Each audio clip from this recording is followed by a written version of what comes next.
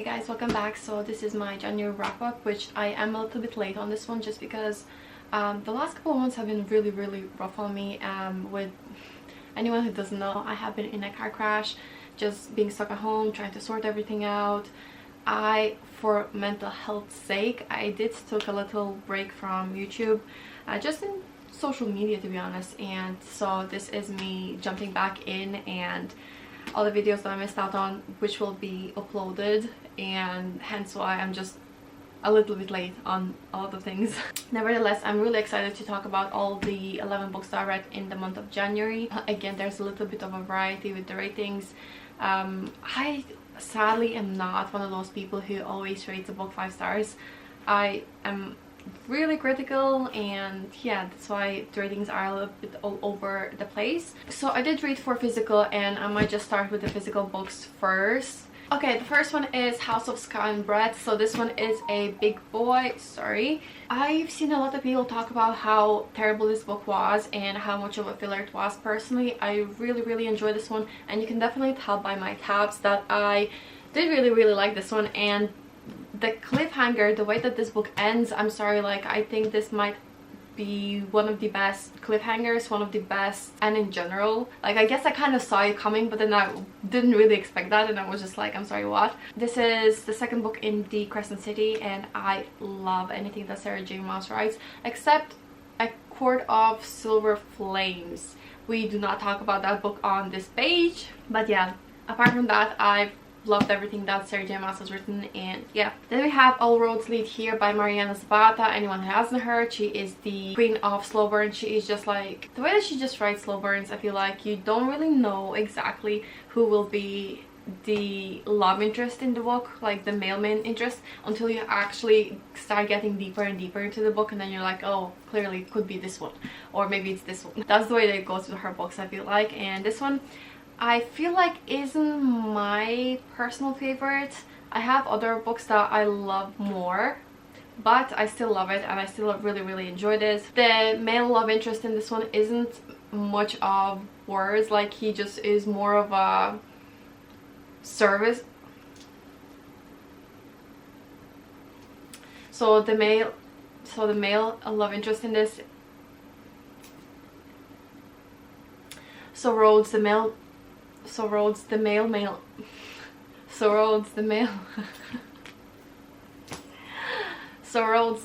love interest in this, he isn't a man of like many words, but he is an acts of services guy, and I feel like that just makes a man even more hotter, like 1,000 times. And he wears a uniform, like I could not. He was just so hot. I think the reason why I didn't love this book as much as I would have wanted to is I feel like the couple in this doesn't banter as much as the other couples in the other books, and I feel like that's where like I just wasn't laughing out loud. I wasn't giggling as much as I would have wanted to, and I feel like that's the only reason, which isn't like a great reason, but like I feel like her other books make me laugh out loud and giggle, kick my feet up. So I mean, that's really the only thing.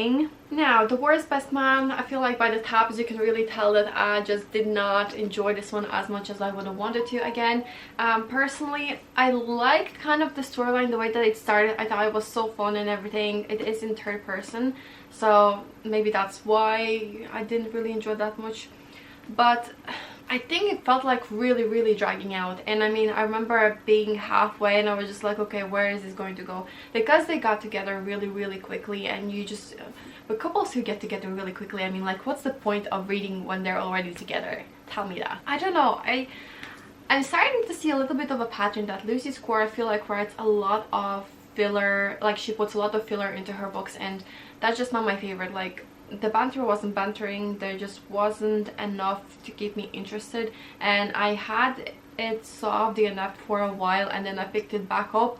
I mean, I wanted to finish the book, I wanted to see where the story went, but other than that, I don't think it was that great. Okay, The Way I Am Now. Listen, this was one of my highly anticipated books, and I just kept putting it off because I didn't want to be disappointed by the book. So I finally read it, and listen, I love Josh in this. I love Eden, everything that she's been through. This is the second book in The Way I Used to Be. I actually don't know what the series is called, but it was really popular at one stage, and everybody was kind of like talking about this book. I still really enjoy this one, and you get to see how Josh and Eden are evolving and after everything that she went through. And I do think I preferred the first one more, even though I got to see more of Josh, and Josh is like one of my, why did that come out like very New Jersey accent, like Josh? I really didn't mean to do that. But he is just like one of my favorite book boyfriends of all time, and the way that he was simping for this girl, and I can't explain it. Like I was eating this book up and I left no crumbs. The only reason why this wasn't a 5-star book for me was because I got slightly disappointed towards the end, but personally this is like one of my favorite duologies ever. Okay, so my Kindle books. I was so excited to get to God of Pain, and it was actually on Kindle book deals for 99, and obviously I snatched it as quickly as I could. I only really buy Kindle books that are on sale for like 99. Listen, the only reason why I do that is because like you're not really owning the copy of a Kindle book.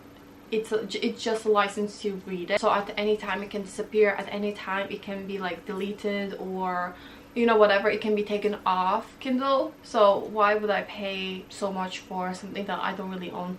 Anyway, back to Kindle books. God of Pain, I like, Rina Kent has become one of my favorite dark romance authors ever. Like the way that she writes her books, and they're not like short books, they're 500 600-ish page books.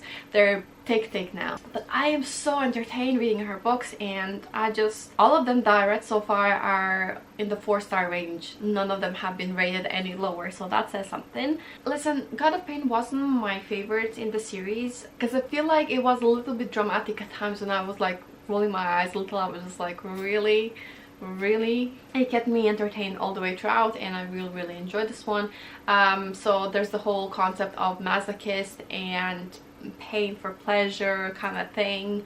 Definitely would recommend this one. The Secret Gift, like, this was my first time reading anything by Daniel Hurst, and I felt like he was very predictable. It felt very similar to Frida McFadden, Coworker, and another book I can't think of. It was like very similar along the lines. Wasn't anything spectacular, wasn't anything mind-blowing, but it was short. It got me through my thriller kick, so can't complain with that. Okay, then we have Flock. Listen, it's been a while since I actually stayed up like until early morning reading a book that I just could not put down, and this was just so bingeable. This was just everything that I needed. I cannot recommend this book series enough. The only thing is there was a little bit of a white shoes, a little bit, like it wasn't anything dramatic. However, it did really remind me Losers Part 1 of Harley Rue. What was her name? I'll put it up here.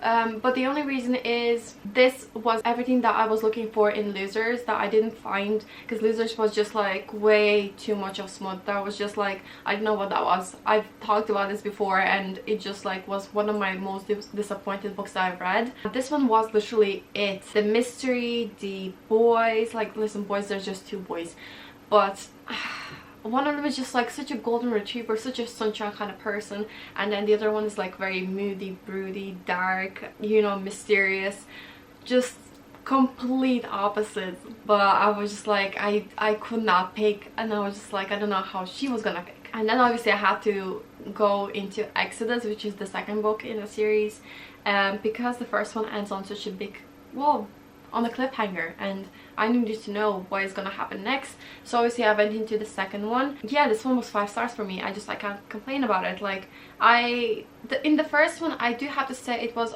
almost 5 stars, only because the girl, I felt like towards the end, it felt like she had no backbone, and I was just like, girl, me and you, we both know you are so going to roll yourself like a mat whenever he's going to come around, and you're just gonna get all of your morals out the window, because like, come on, we both know, who are you kidding here? And this one was 5 stars.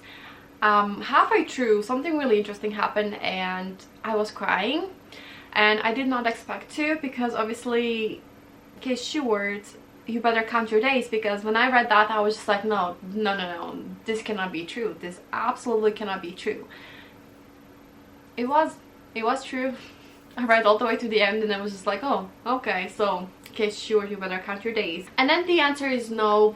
I'm slowly making my way through the backlog of Fredrik Backman books, and I really enjoy his writing style. He has very lyrical, poetical, kind of relatable human experience kind of stories, and I really enjoy them. This one I felt like isn't one of my favorites, but I would still recommend it. I think this one was still so much fun. Yeah, it's just like they're great palate cleansers in a way. So if you read too many like romances or fantasy books or something along the lines, or you are sick of reading thrillers, switch genres, and I feel like he's great for that. The Soul Sisters, I actually don't remember what was the twin sister's name, but Cruel Prince, which is the first book in the series, and it's in a POV. I can't remember the twin sister's name.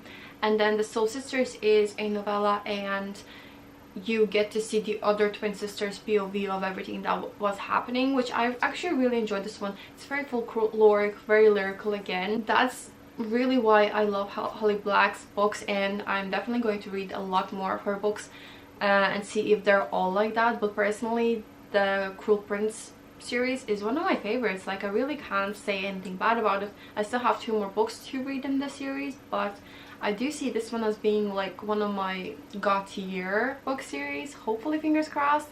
The next 2 books are great, or just as great. Okay, and Good Bad Girl by Alice Feeney. I think I have only 2 more books to get through in her backlog, so I can definitely say this one wasn't my favorite, only because it felt more like a mystery instead of thriller.